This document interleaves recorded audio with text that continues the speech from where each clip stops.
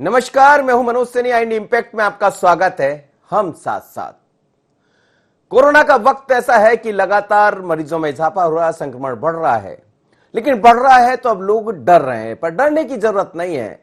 इस समय जरूरत है आपको पॉजिटिव होने की। मन में पॉजिटिविटी लाइए, नेगेटिविटी को छोड़िए और साथ साथ आइए। चाहे आप समाज के लोग हों या नेता हो, सब एक साथ आ जाएं।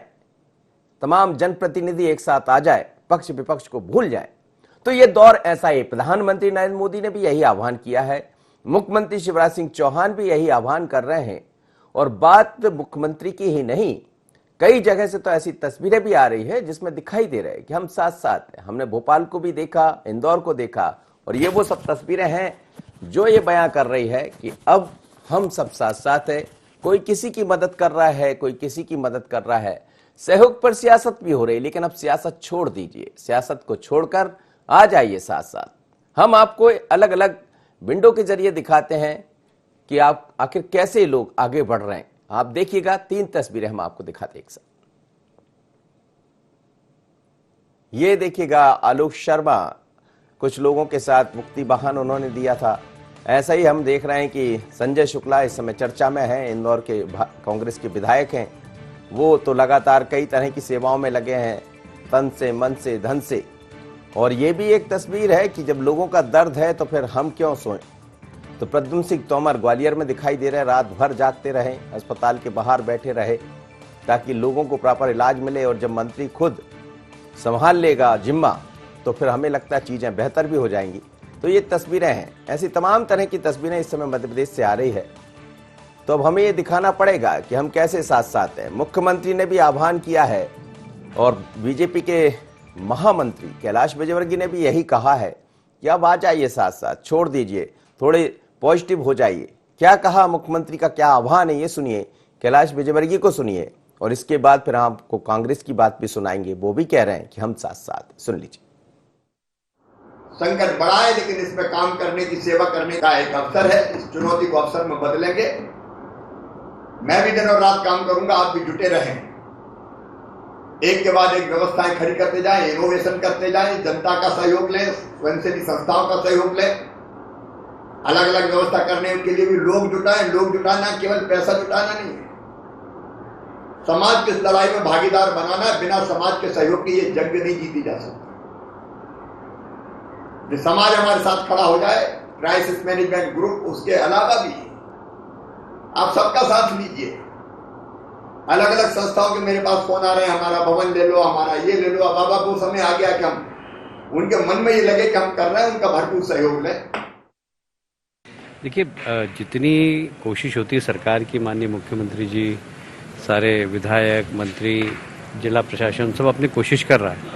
पर जब महामारी आती है तो हमें भी थोड़ी सी स्थिति को समझना चाहिए और एक दूसरे को सहयोग करना चाहिए। हम अपने मोहल्ले में सबको सहयोग करें, हॉस्पिटल में डॉक्टर्स को सहयोग करें। कम से कम महामारी है और ये कभी कभी 100 साल में आती है हमेशा। इतिहास उठाकर आप देख लीजिए। ऐसे समय में ये भी दिखाएं कि डॉक्टर 24 घंटे कैसे काम कर रहे हैं, पैरामेडिकल स्टाफ कैसे काम कर रहा है।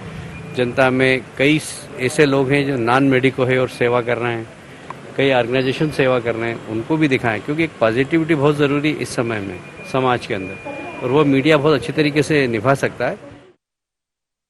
बहुत महत्वपूर्ण बात है। इंदौर अपना जैसा संकट में एकजुट होता है, वो आभास हम सबको होने लगा है। संजय शुक्ला जी ने जो आह्वान किया, जो प्रयास किया, जो कोशिश की कि ऑक्सीजन की कमी है, ऑक्सीजन की कमी है, तो एक तो क्रिटिसिज्म हो सकता है और एक सकारात्मक पहल हो सकती है कि हम मिलके कैसे लड़ें, यहाँ से आगे कैसे जाएं। तो पहली बार में 10 मशीन, 100 मशीन आने वाले 10 दिनों के पहले जहाँ जहाँ भी सरकारी नियंत्रण के साथ उपलब्ध हो सकेगी वहाँ उपलब्ध कराएंगे। और जैसा उन्होंने कहा कि 500 मशीन है, ये अपने आप में एक देश में उदाहरण देने जैसा काम हुआ है। मैं मानता हूं कि ये बहुत हम सबका प्रयास, इंदौर वासियों का प्रयास सराहनीय है और ऐसा हम सब और करें। तो ये अपने लिए, खुद के लिए, हमारे आने वाले भविष्य के लिए कर रहे हैं, हमारे बच्चों के लिए कर रहे हैं और हम सब कर रहे हैं। कोई श्रेय की बात नहीं, सबकी सेवा की बात।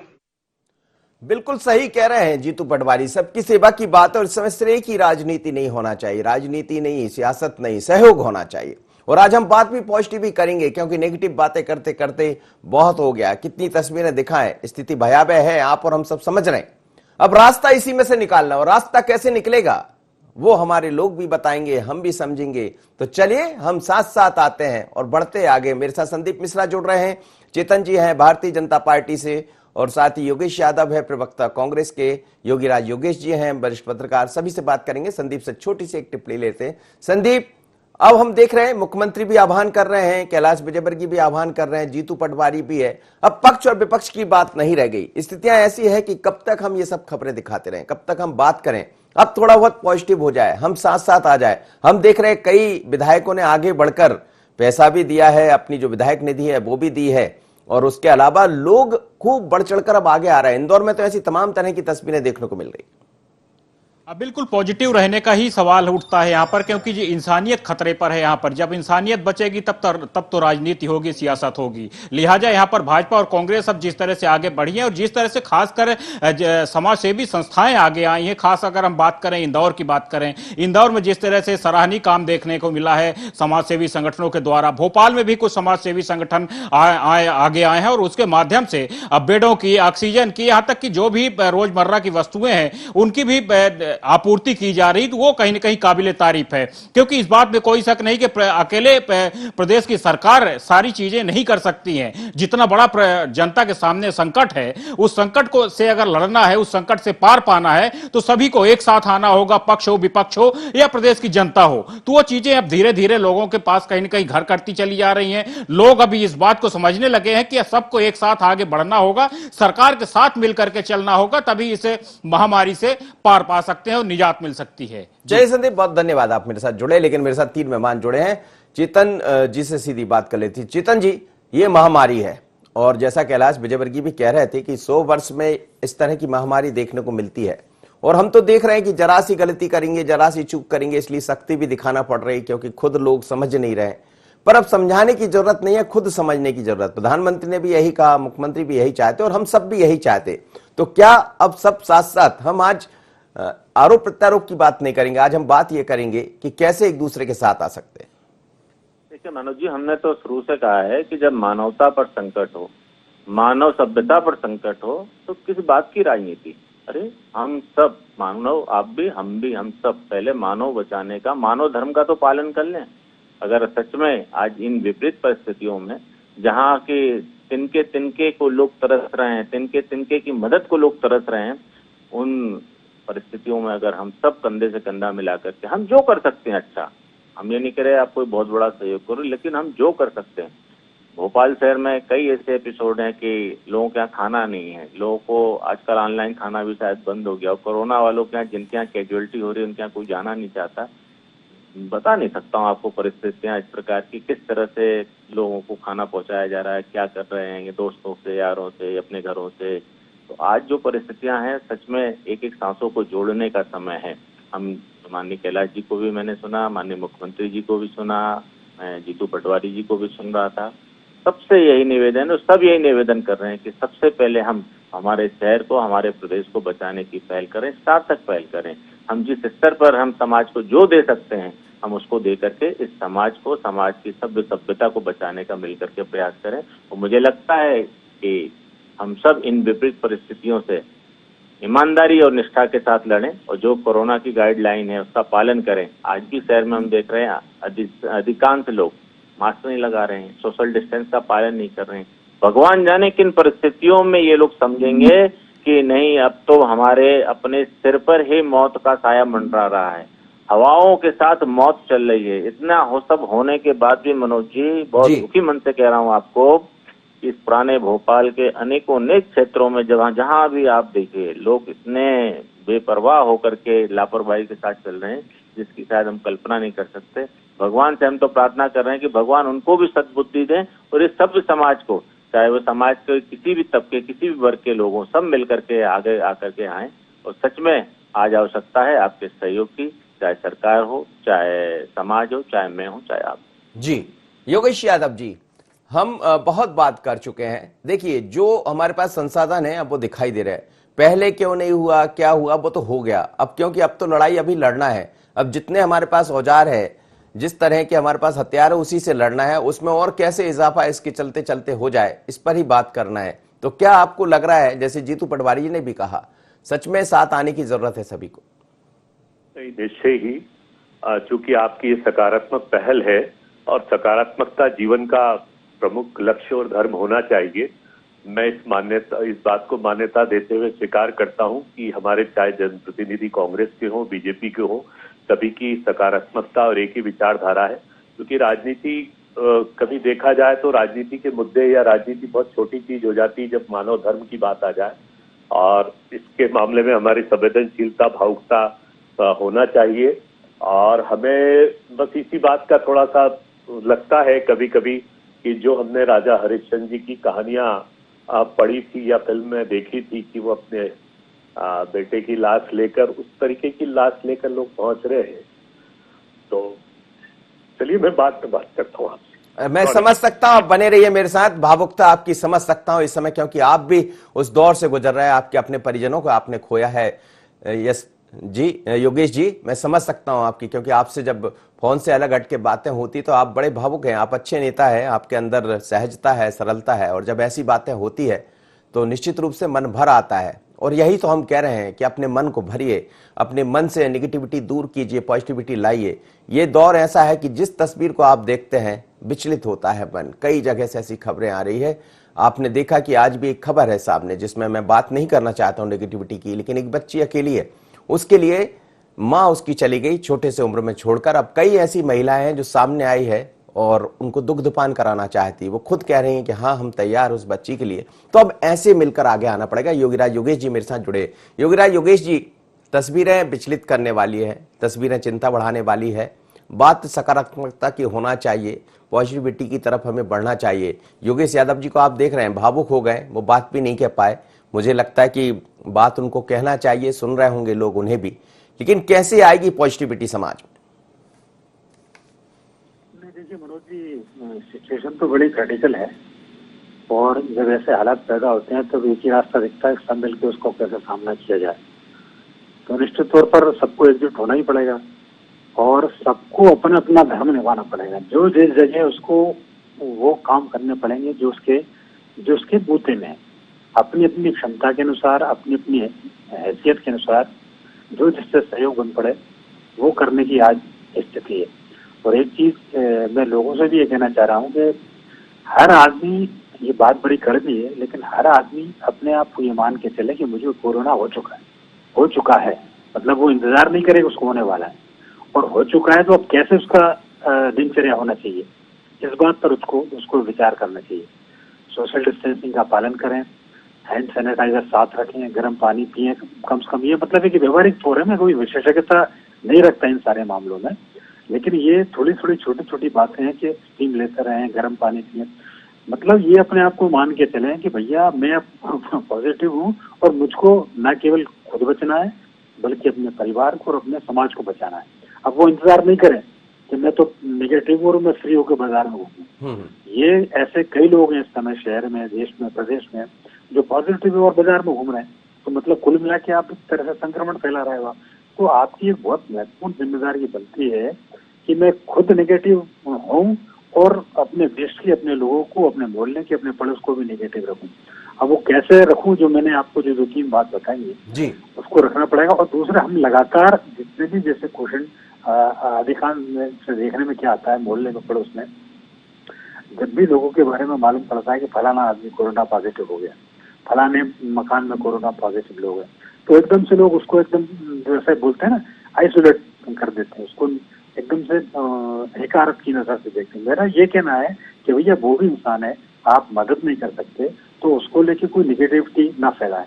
कोशिश ये करें उसको पॉजिटिव मैसेज दें, पॉजिटिविटी का माहौल मोहल्ले में बनाएं, लोगों से ये अपील करें कि भैया ठीक है, आज ये समय आया है, ये आज पॉजिटिव हुआ है, कल हम भी पॉजिटिव हो सकते हैं।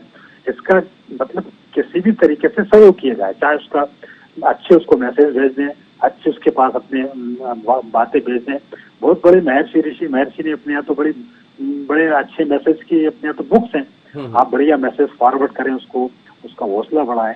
तो ये मतलब अपन अपने लेवल पे कर सकते हैं, क्योंकि स्थिति बड़ी भयावह है। मतलब योगेश यादव जी जो भावुक हुए हैं, वास्तव में ये स्थिति ऐसी ही है। मतलब हर मैं तो ये देख रहा हूँ हमारे सुभाष नगर गोविंदपुरा में हर तीसरे चौथे घर में मरीज है। आप कहाँ जाओगे, आप कैसे बच के जाओगे, आप कैसे लोगों को बचोगे? तो कहीं ना कहीं आपको आना पड़ेगा, लोगों का हौसला बढ़ाना पड़ेगा। आप घर बच जाइए, लेकिन फोन पे उनसे 2 शब्द प्यार के बोल दीजिए, 2 शब्द मोटिवेशनल बोल दीजिए, बोलो भैया हम आपके साथ हैं, हम जैसा जितना बन जाएगा। घर तो आ सकते, परिवार में तो नहीं आ सकते, लेकिन मतलब ऐसी 2 बातें तो कर सकते हैं। तो ऐसे माहौल बनाने की जरूरत है। और सारे मेरी तो जो तमाम तरह के जो उद्योगपति हैं, जो सक्षम लोग हैं, वो अपने स्तर पर करें। सरकार कर रही है वो एक अलग बात है, लेकिन जिसकी हैसियत है ऑक्सीजन सिलेंडर बांट सकता है वो ऑक्सीजन सिलेंडर बांटे। जो वैन मतलब ये स्थिति को लोगों को ले जाने के लिए गाड़ियां वाहन नहीं है, किसी की यदि हैसियत है जी। वो वाहन। चलिए, मैं बिल्कुल आप सही कह रहे हैं। हम लौट रहे हैं, चेतन जी मेरे साथ जुड़े हैं, चेतन जी से बात कर लेते हैं। चेतन जी, कई जगह स्थितियां तो ऐसी है कि शव वाहन की कमियां हैं, तमाम तरह की चीजें हैं।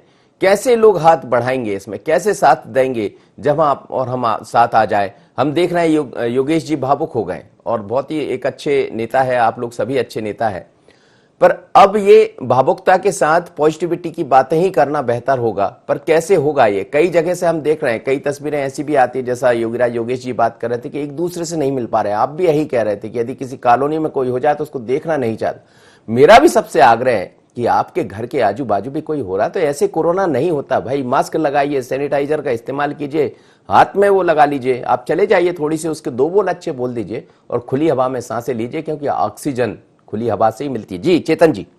मनोज जी, सच में बहुत भयावह स्थिति है और जो परिस्थितियां अभी है इसकी हम कल्पना भी नहीं कर सकते। और इन परिस्थितियों में मैं तो यही कहूंगा, भगवान हम सबको सद्बुद्धि दे, हौसला दे, हम सबको इस भीषण आपदा से लड़ने की ताकत दे।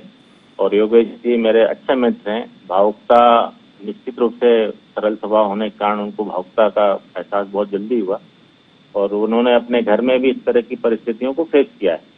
हम सब किस तरह से हिम्मत तो रखना पड़ेगा, हौसले के साथ ही इस लड़ाई को हम जीत सकते हैं।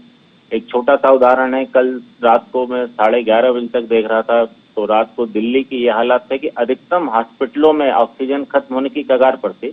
लेकिन सवेरे होते होते जिस प्रकार से वहाँ की केंद्र और राज्य की सरकारों ने, जो भी लोगों ने प्रयास किए, सारे हॉस्पिटल में 4 बजे से जो सप्लाई चालू हुई, तो मैं कहता हूं कि विपरीत परिस्थितियों को भी हम अपने माध्यम से हम ही तो इंसान है, हम ही मनुष्य हैं जो विपरीत परिस्थितियों को भी अनुकूलता में सहज रूप से ढाल सकते हैं।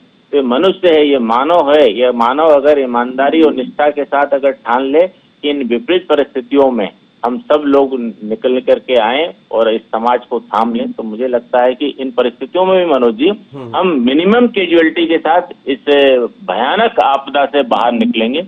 और मुझे पूरा भरोसा है कि चाहे मेरा शहर हो, अभी जैसे आपने कहा किस तरह की, मैं निश्चित रूप से मदद बहुत तरह की है। कोई भूखे को भी दे सकता है, कोई जरूरतमंद की भी मदद कर सकता है, कोई शमशान घाट भी पहुंचा सकता है, कोई लकड़ी की व्यवस्था कर सकता है, कोई वाहन उपलब्ध करा सकता है, कोई अस्पताल पहुंचा सकता है, कोई गैस का सिलेंडर ऑक्सीजन का दे सकता है, कोई कहीं बात करके किसी को एडमिट करा सकता है। ऐसे असंख्य लोग काम भी कर रहे हैं, सोशल मीडिया में ग्रुप बना करके काम कर रहे हैं। मैं तो आपसे कहूँ कि 3-4 लोगों को मैंने खुद ही चेक किया और वास्तव में वो लोग बहुत ईमानदारी निष्ठा के साथ काम कर रहे हैं, जिनको मैं जानता नहीं, केवल सोशल ग्रुप के आधार पर मैंने उनके नंबर लिए।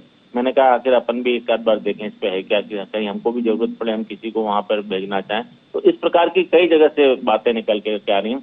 आपके चैनल के माध्यम से एक बात कहने में मुझे कोई गुरेज नहीं है, जिसको हम सभ्य समाज कहते हैं, जिसको हम कहते हैं कि पढ़ा लिखा तबका है, बड़े लोगों का है, पैसे वाले लोगों का तबका है, अगर इस क्षेत्र में कोई कैजुअलिटी या किसी प्रकार का संकट आ रहा है तो पड़ोसी की मदद करने को नहीं निकल रहा। मैं लगातार 7-8 दिन से बात कर रहा हूँ।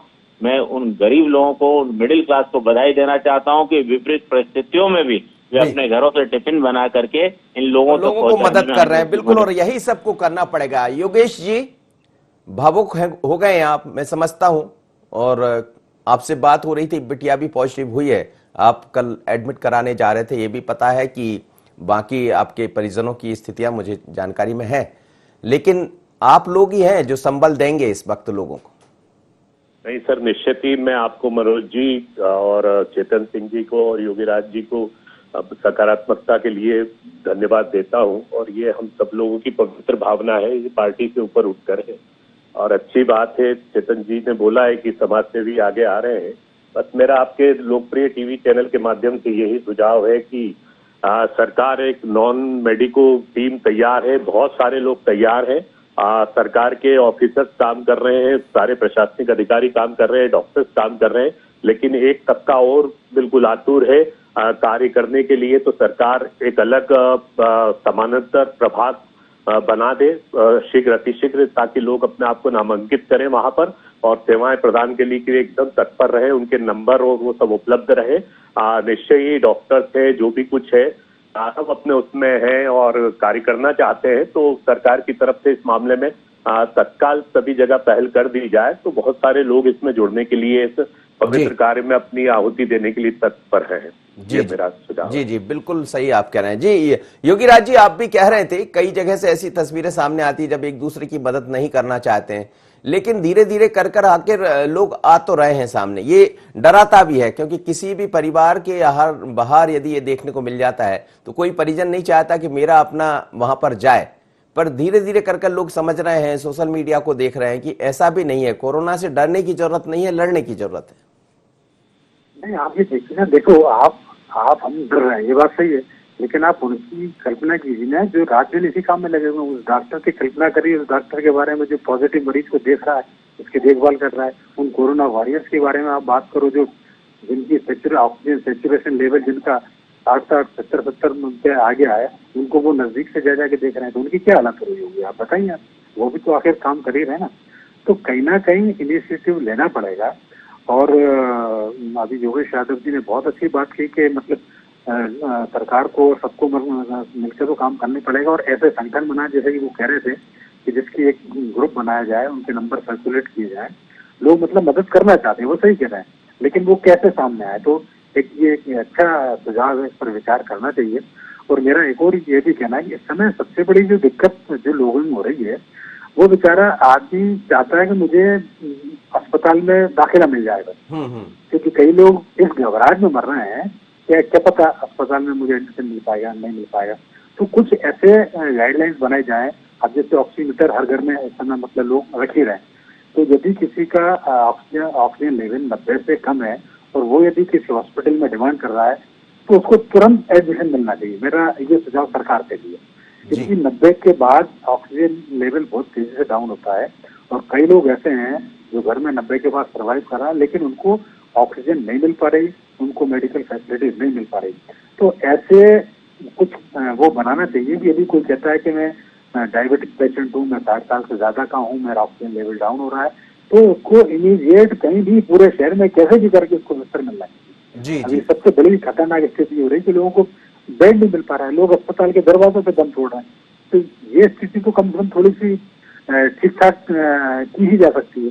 तो सरकार से भी थोड़ा विनम्र निवेदन है कि जितना जल्दी हो सके, जमहूरी मैदान खाली पड़े हुआ है, कम से कम 1500 अस्पतालों का तुरंत बिस्तर बना दीजिए। 3 दिन लगते हैं अस्पताल बनाने में। चाइना का उदाहरण, रातों रात उसने एक अस्पताल बना दिया जाता, और इस अस्पताल बनाने में या ऐसा भी कोई इनिशिएटिव लेने में ना केवल सरकार अकेली आ। चलिए, बिल्कुल आप सही कह रहे हैं। आप सभी जी आप सभी मेहमानों को बहुत बहुत धन्यवाद मेरे साथ जुड़े। कई ऐसे अस्पताल बनाए जा सकते हैं, और मुख्यमंत्री शिवराज सिंह चौहान ने कहा है कि आने वाले दिनों में 1 लाख बेड हमारे पास होंगे, क्योंकि लोग इस तरफ बढ़ रहे हैं। इंदौर का उदाहरण है, जब राधा स्वामी सत्संग ने वहां पर 2000 बेड की व्यवस्था कर दी। ना कोई नाम, ना कोई काम, सिर्फ एक ही बात कि कैसे लोगों को सहयोग करें।